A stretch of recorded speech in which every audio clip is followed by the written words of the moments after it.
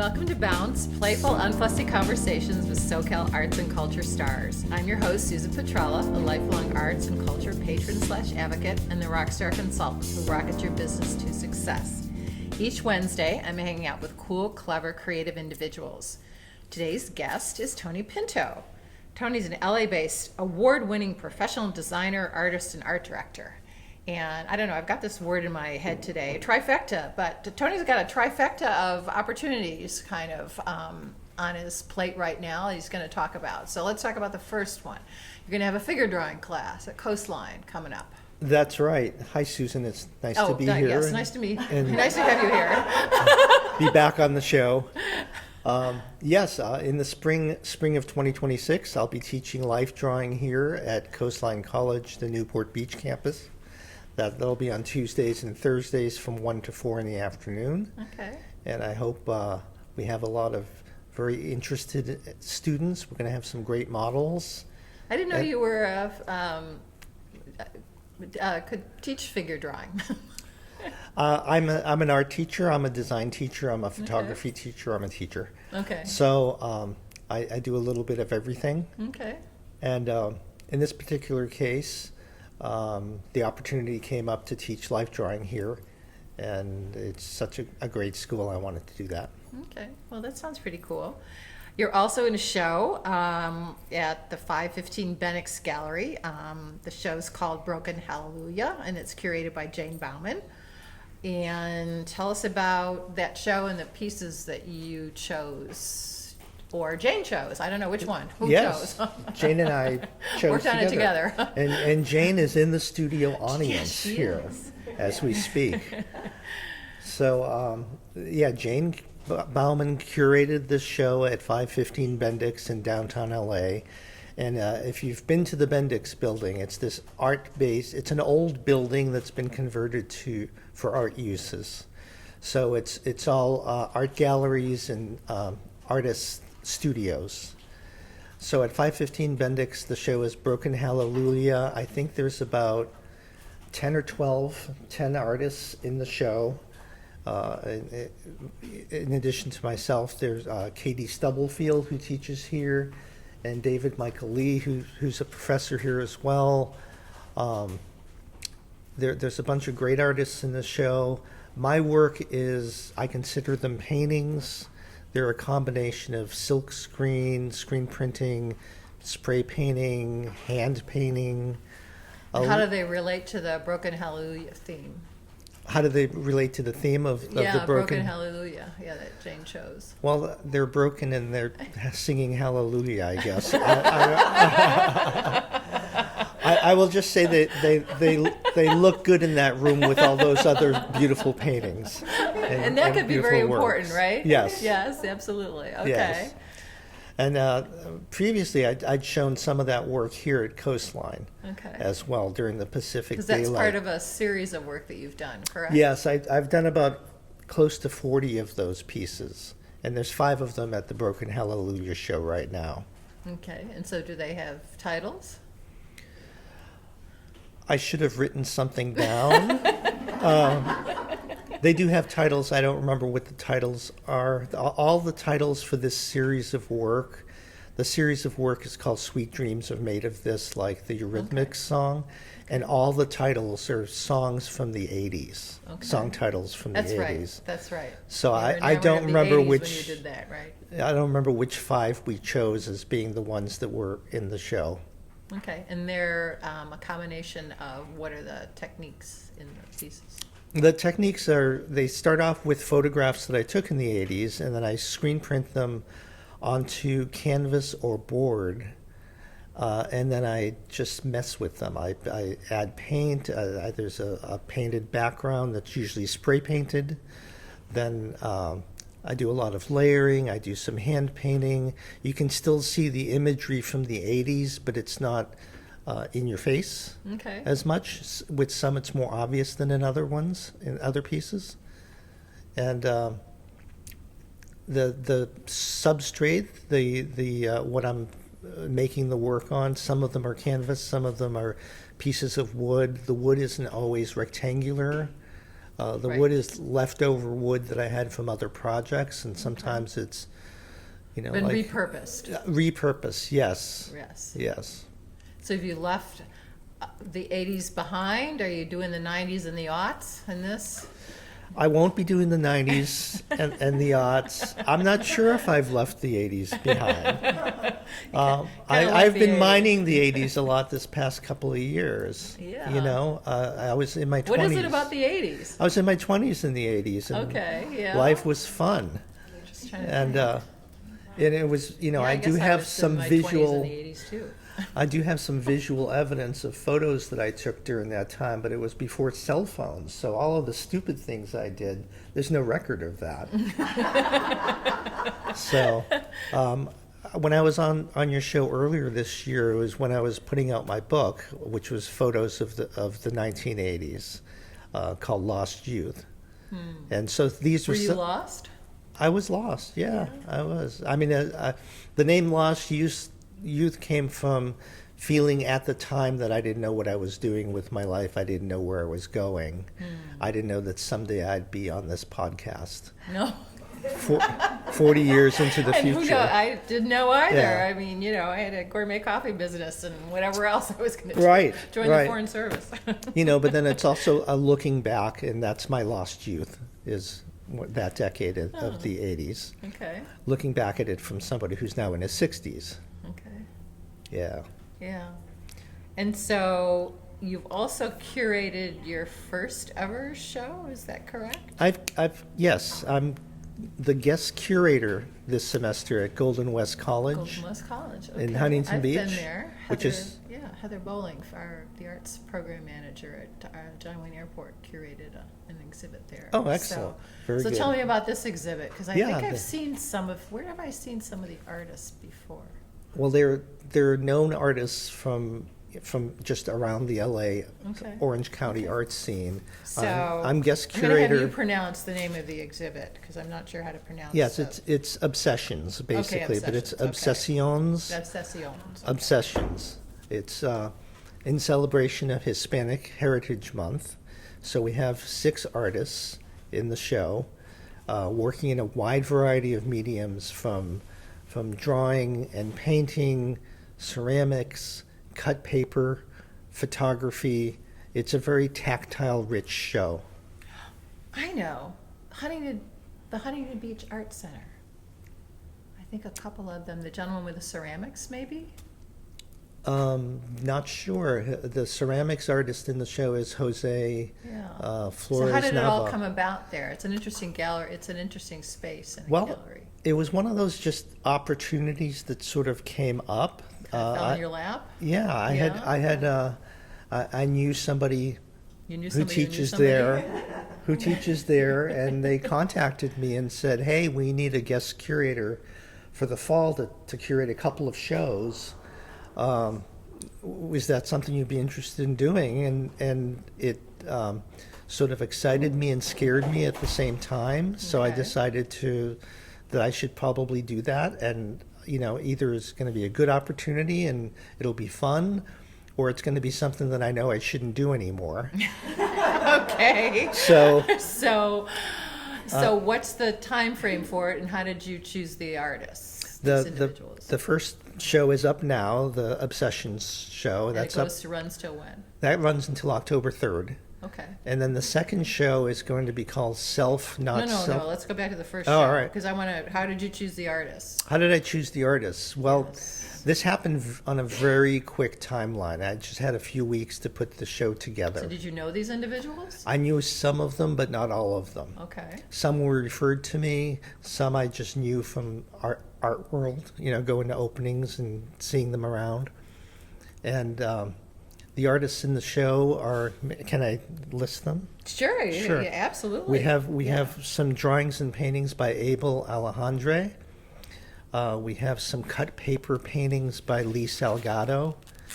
We have some more traditional oil on canvas, acrylic on canvas paintings by Ana Rodriguez.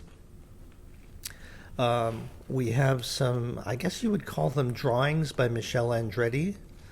Okay. But they're full color. They're very exciting and dynamic. when you say drawings, you think of graphite on paper, but this is so far beyond that. Some photographs by Louis Jacinto, who he took photos of the Los Angeles punk scene in the 1970s. So these are some of his pictures he took of bands like the Bags and the Go-Go's, and he would see them at these small clubs up in Chinatown. And then the ceramics artist Jose Flores Nava.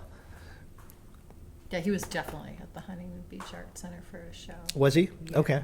I recognize. And he's one of the artists I didn't know. He was referred to me. I looked at his work. I really liked it, and I reached out to him. I think Anna Rodriguez too, but she looks familiar with Yeah. her. So it all came about, and was it easy to get all these artists interested and sending you all their information at the right time? And was it like pulling teeth? I mean, how was it curating this? It wasn't easy, and it wasn't like pulling teeth. It just was. It just was. It just was. Okay. You know, most of the artists, I mean, they wanted to be in the show. Okay. So they were very cooperative and got me things when I needed it and all that. I actually invited a couple more artists who, for one reason or another, couldn't be in the show at this time. So we wound up with 6, which it turned out to be the perfect number for that space because of the way the space is divided up. That way I was able to give each artist essentially a small solo show. You know, I didn't mix up the works together. I had, you know, Abel's area and Lee's area and Anna's area, etc. So I told them as I was curating the show to think of it as a solo show. And what would you like to show? So you said you were scared. So is that over? You're over that now. So you're ready to curate the second one? Yeah, I'm over that now. Been there, done that. Yeah. Cool. No, I was telling somebody that, you know, when they asked me if I wanted to do it, I thought like, oh, how hard can this be? And it's actually really, David, my hat's off to you. It's so a ton of work. What makes it hard? It's a lot of moving pieces. It's dealing with the school. It's dealing with the artists. It's buying food at Costco for the opening. You know. So did you have to hang the work then too? I was responsible for hanging the work, and I actually brought in a friend of mine who does that. Were any student interns in the art department? No, I hired a friend of mine, Steve Selesko, who hangs a lot of work. And he's very much a professional. He would hang half the show, and the time it would take me to hang 2 pieces. So. And that's an art in itself. Yes, and so we got the show up, and it looks good. And then Tyler Stallings came out to the opening, who writes for the OC Art blog, and he gave us a review, which was very exciting. Yep, got it here. So. Yeah. Can I talk about the second show now? Yes, you can talk about the second. Absolutely, talk about the second show. The second show, which is coming up next month, is called Self Not Selfie. And I have to say the name was influenced by David Michael Lee, because he's had a lot of shows that he's curated where it has word / another word in the title. Okay. Like cake / fondant. So he influenced me with that title a little bit. So it's Self Not Selfie, and it's a show of self-portraits, but not selfies. Oh. And the difference is artistic intent. Self-portraits are done to be more meaningful, to have more depth to them, whereas selfies tend to be snapshots that you just do to sort of preserve a moment, whereas they're photographs done with a smartphone for the most part, whereas a self-portrait could be a painting, it could be a drawing, it could be sculpture, it could be photographic. So this is like an open call for whomever wants to send something in, or you have specific artists in mind whose self you would like? Yes, both. It was sort of both. You've chosen. You got because it's coming up, right? It's coming up. I've already got all the artists. We've got about 75 artists who said that they would be interested in being in the show. Now, we'll see how many of them actually show up. I didn't get a call. Oh, Susan, it's in the mail. You'll get it any moment now. So you've chosen them all, okay. Yes, I think at this point we've chosen them all, and sorry, and the show opens November 14th, or actually not November 14th. It closes November 14th. It opens October 22nd. Okay. Again, this is at Golden West College Art Gallery, Okay. and I'm really excited about it because I always really liked portraits and self-portraits, and the idea of having a lot of artists do their self-portraits, especially artists who don't really do self-portraits, Okay. who don't do representational work, but everybody's done them at some point or another. Even if it was back when we were in college, we did self-portraits, and I specified to people it doesn't have to be recent. I have a couple of people one person is sending me a photo that she took in a photo booth in 1986. So that's going to be her self-portrait. Another one is from the 90s, Okay. and then some are from last week. Okay. So there's going to be a wide range of media and a wide range of time in terms of when the work was done. Okay. Okay. Well, that sounds pretty exciting. It made me think of Pasadena Humane just had this fundraiser where they had people send in photos of, draw pictures of their pets. That's a great fundraiser. It was Yeah. So, some of them were really pretty good. Yeah.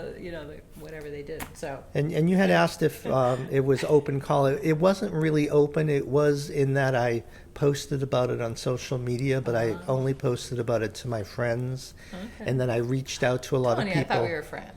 I love you, Susan. And then and then I reached out to a lot of artists too, to make sure that I could get them into the show as well. And when's the gallery open at Golden West? Do you know the hours? It's a college gallery, so the hours are limited. The hours are Wednesday, Thursday, Friday, 10 to 2. I'm trying to get a Sunday time slot in there. I've asked the school if we could have a Sunday when I'll come and sit this show, but we can have the show be open so that people who can't make it during the week could come over on Sunday and see the show. So hopefully that'll be happening. And that's down near Old World Village, right? Is that what Yes. you're thinking of? Yes, you kind down of in go Huntington there Beach. Down in Huntington Beach or whatever. Yeah. Very cool. So, what are you working on yourself in your studio then? Or is this curating these two shows taking up Well, 150% of your time? it takes a lot of time, a lot more time than I Do you have to anticipated run around going and into it. did you have to run around and pick up the work, or the artist? No, the artists bring the work to me. Okay. So that's Jane. good. I didn't have to do that. But it's taken a lot of time. I'm so grateful to David Michael Lee because he does all these great shows here, and I had no idea how much work was involved with all these shows that he does. But it's another it's another wonderful skill set to have. It is, and I would do it again. Okay. If asked Okay, in the anybody future. like Tony to curate a show? Yeah, Okay. I would do it again for sure. And then the other things that I do, my day job is I design art books. I'm a graphic designer, so I'm designing a lot of art books at the moment. One was just published. Can you tell us what they are, or is it shh? A secret? No, the one that was just published was for the Laguna Art Museum. Okay. Conrad Buff, American painter of the Southwest, and they just had the opening for that Saturday night. So I went over to the museum for that, and it was a thrill to see the paintings in real life because I've been living with them for the past year on my computer, just seeing them as pixels. It takes that amount of time to put something like that together? It can take a long time. The Buff book wound up being over 200 pages, and it's the comprehensive book about this artist, Conrad Buff. So I think that this book covers everything there is to know about Conrad Buff. If you haven't heard of... I don't know if I've heard of Conrad Buff. Yeah, if you haven't heard of Conrad Buff... You know everything about him now, right? I do. I became quite an admirer of both him and his wife during the course of making the book. They passed away in the 60s or 70s, but just I feel like I know them at this point. because the book has this very long, comprehensive essay from Deb Solon, and the more I learned about them, the more I liked them as people, in addition to as artists, as Conrad as the painter. And it was an exciting thrill to see the pieces in real life and to see the brushstrokes up close. Yeah, because there's all, a number of galleries are just, opening digitally, Yes. and buying work or whatever. And, that would be an interesting conversation about, do you need to see something in person or just buy it, from seeing it, on the computer or whatever. I think there's room for both, and it's interesting in that, to me at least, that some artists really transfer well to digital and other ones don't, where you really need to see the work in person in order to appreciate it. Okay, so you just finished this book, so is there another one on the horizon that you're working on too? Yes, I'm working on a book for a sculptor named Dan Droz out of Pittsburgh.